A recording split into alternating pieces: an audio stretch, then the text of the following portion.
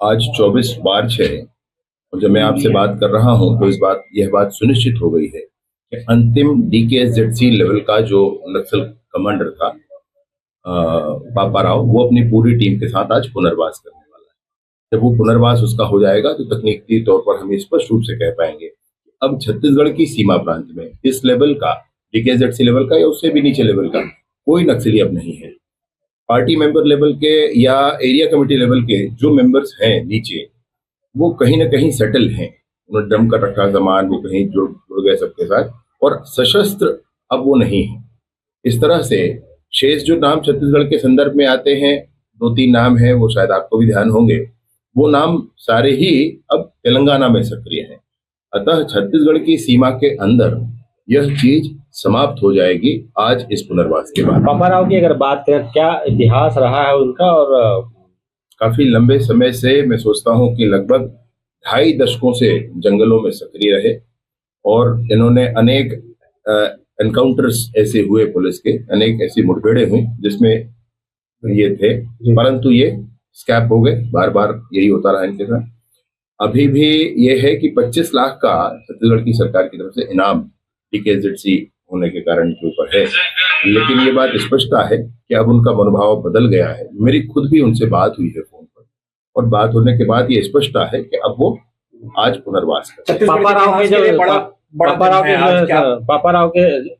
पापा राव के आत्मसमर्पण के बाद जो है, क्या ऐसा माना जाए कि जो छत्तीसगढ़ में नक्सलिज्म जो है पूरी तरह से खत्म हो गया है? मैंने कहा आपसे, सशस्त्र नक्सलिज्म का वह स्तर अब समाप्त हो गया। DKZC लेवल का कोई भी सक्रिय नक्सली अब छत्तीसगढ़ में नहीं है। एरिया कमेटी मेंबर्स के, डिवीजन लेवल के भी नहीं होंगे, एरिया कमेटी मेंबर के जो होंगे वो सेटल हो गए हैं कहीं ना कहीं। उन्होंने वर्दी छोड़ दी है, हथियार छोड़ दिया है, और कहीं है कुछ संख्या हमको ध्यान आता है, 40-45 की संख्या हमको याद आती है जो हमारे रिकॉर्ड में है, और उसके हिसाब से और कोई नहीं है। इस तरह से मैं स्पष्टता से ये कहना चाहूंगा, आने वाले समय में अभी हमारे पास 7 दिन का समय और है। इन 7 दिनों में भी और लोगों के पुनर्वास करने की संभावना है, वो भी पुनर्वास कर लेंगे, और छत्तीसगढ़ नियत 31 मार्च 2026 तक सशस्त्र नक्सलिज्म से मुक्त होगा। और कोई बड़ा नाम बच गया है इनके अलावा? मैंने आपसे कहा कि छत्तीसगढ़ के हैं, सक्रियता उनकी गढ़चिरौली में है अथवा तेलंगाना में है, ऐसी सक्रियता उनकी है। सोड़ी केसा है, हिमला बिज्जा है, ये लोग हैं, परंतु ये सक्रिय तेलंगाना में है, इसलिए हम इसको अपने में काउंट नहीं कर रहे हैं। मेरा ख्याल है तेलंगाना वाले भी उनसे संपर्क में होंगे और वह भी वापस। आंकड़ों में कितने नक्सली और बच गए हैं? 40-45 की संख्या शेष रह गई अंतिम चरण। जो पार्टी मेंबर है, मैं आपसे कह रहा हूँ, जो एरिया कमेटी में लेवल के हैं, उससे ऊपर के नहीं रह गए। ये अंतिम है पापा राव जो DKZC लेवल के हैं, और वो आज उनका आना सुनिश्चित हुआ। नक्सलवाद का खात्मा हो रहा है, क्या सरकार इसे व्यापक स्तर पर लोगों तक पहुंचाने के लिए और कोई कार्यक्रम करने वाले हैं? देखिए, मैं आपसे निवेदन पूर्वक कहना चाहता हूं कि 31 मार्च 2026 तक सशस्त्र नक्सलिज्म समाप्त होगा। ये कहने वाले केंद्रीय गृह मंत्री माननीय अमित शाह जी के अभियानों के उपरांत आज जब हम देख रहे हैं कि सशस्त्र नक्सलिज्म समाप्त हो रहा है, बहुत बड़ी सफलता, दशक तक जो ना हो सकी वो 2 वर्षों में पूरी हुई है। फिर भी 31 मार्च के बाद भी हमको एहतियात की जरूरत है। पापा राव ने जो है सरेंडर किया, क्या परिस्थिति बनी है जिसके कारण जो सरेंडर हुआ नहीं, अभी होने का, सरेंडर करने का निर्णय लिया है उन्होंने, तो क्या कारण क्या लगता है कि जो है आपको सरेंडर का इतना बड़ा निर्णय उन्होंने लिया?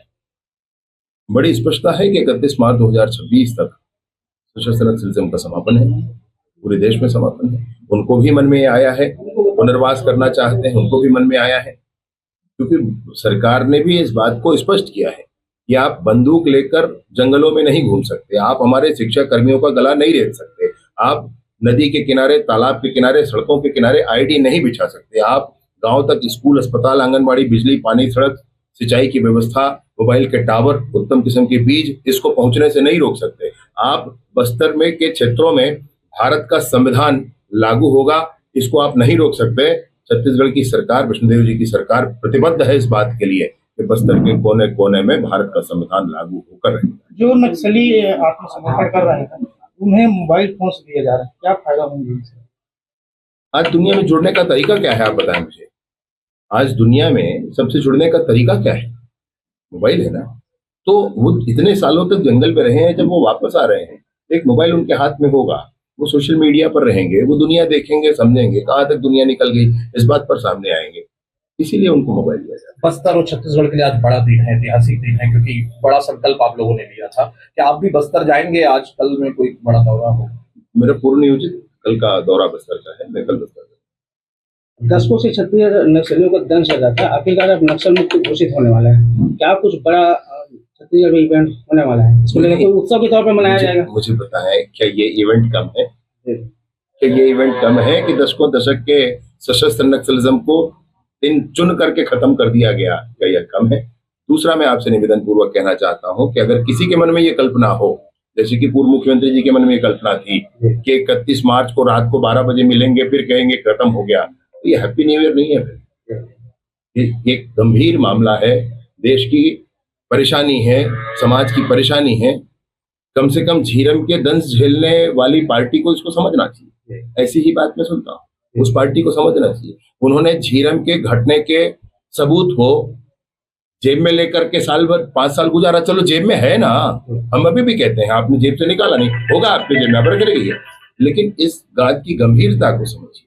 ये मसला ऐसा है कि आपको 31 मार्च 2026 के बाद भी एहतियात रखना ही चाहिए। केंद्रीय गृह मंत्री अमित शाह के जो संकल्प है उसे छत्तीसगढ़ के गृह मंत्री पूरा कर रहे हैं। माननीय प्रधानमंत्री जी ने इस बात का आह्वान किया था, माननीय केंद्रीय गृह मंत्री जी ने इसका निर्धारण किया था और योजना बनाई थी। माननीय हमारे मुख्यमंत्री जी ने इस पर खुली छूट दी काम करने के लिए, और आज पूरे ही सशस्त्र बलों के भुजाओं की ताकत से, सरकार की नई योजनाओं से, बस्तर के जनता के मनोभाव से, ईश्वर की अनुकंपा से हमारा छत्तीसगढ़ सशस्त्र नक्सलिज्म से मुक्त हो रहा है। ऐसी बातें चल रही है कि नक्सलवाद खात्मे के बाद पार्टी आपको और बड़ी जिम्मेदारी दे सकती है। इस बात से कितना इत्तेफाक रखते हैं और आगे क्या जिम्मेदारी अगर मिलती है तो उसे कैसे मिलेगा? पार्टी अगर किसी का निर्णय करती है तो उसमें आपके क्या सोचना नहीं सोचना का विषय नहीं होता है, एकदम उसको करना होता है। जैसे कि सेना का जवान करता है वैसे ही भाजपा के कार्यकर्ता करते हैं। मैं भाजपा का कार्यकर्ता हूँ, जो काम मिलेगा उस पर करेंगे। झीरम घाटी के जो शहीद हैं उनको सच्ची श्रद्धांजलि की आपने बात की थी, क्या झीरम घाटी आप जाएंगे? हाँ, जरूर जाएंगे, जरूर जाएंगे। हमको छत्तीसगढ़ के नेतृत्व के समापन का वह दंश हमारे हृदय में अब तक जीवंत है, और छत्तीसगढ़ में जो कुछ हुआ था हम जानते हैं, चाहे वो ताड़मेटला हो, चाहे वो चिंगावरम हो, घोड़ा गांव हो, या अनेक ऐसे स्थान हैं जहाँ पर दरगागुड़ा हो, झीरम हो, हर स्थान पर मैं अनेक स्थानों पर जा चुका हूँ। झीरम पर भी गया हूँ, और उसके बाद अभी इस पूर्ण समापन के उपरांत भी मैं जाकर के श्रद्धांजलि वहां जरूर अर्पित करूंगा छत्तीसगढ़ के उन पुरोधाओं को, छत्तीसगढ़ के उस नेतृत्व को। भैया, कबीरधाम जिले को प्रदेश का पहला AI फ्यूचर जिला घोषित किया गया है, किस तरीके से लाभ मिलेगा? कबीरधाम जिले में प्रदेश का AI फ्यूचर जिला घोषित किया जाना, इसको कबीरधाम जिले में एक्सटेंसिवली हम इम्प्लीमेंट करें, युवाओं के बीच में लाएं और अधिक से अधिक लोगों को इस विषय पर जागरूक बनाएं, इसलिए अभियान प्रारंभ किया गया है। पहला जिला प्रदेश का है, मुझे बड़ा गर्व है इस विषय को लेकर के। आर्टिफिशियल इंटेलिजेंस आजकल गजब का उपयोग आ रहा है, हम सब जानते हैं। आपका क्लोन बन सकता है, आप ना रहे तो भी आपका भाषण हो सकता है, आपकी आवाज की क्लोनिंग हो सकती है, आपके माध्यम से जो भी समाचार आप बनाना चाहते हैं, आप ना हो मैं ना हो तो भी हमारी आपकी पॉडकास्टिंग हो सकती है, ये सब कुछ हो सकता है। मैंने गजब ही AI की दिशा में काम हो रहे हैं, और वो सारे काम छत्तीसगढ़ के हमारे कबीरधाम के युवा पहले सीख जाए।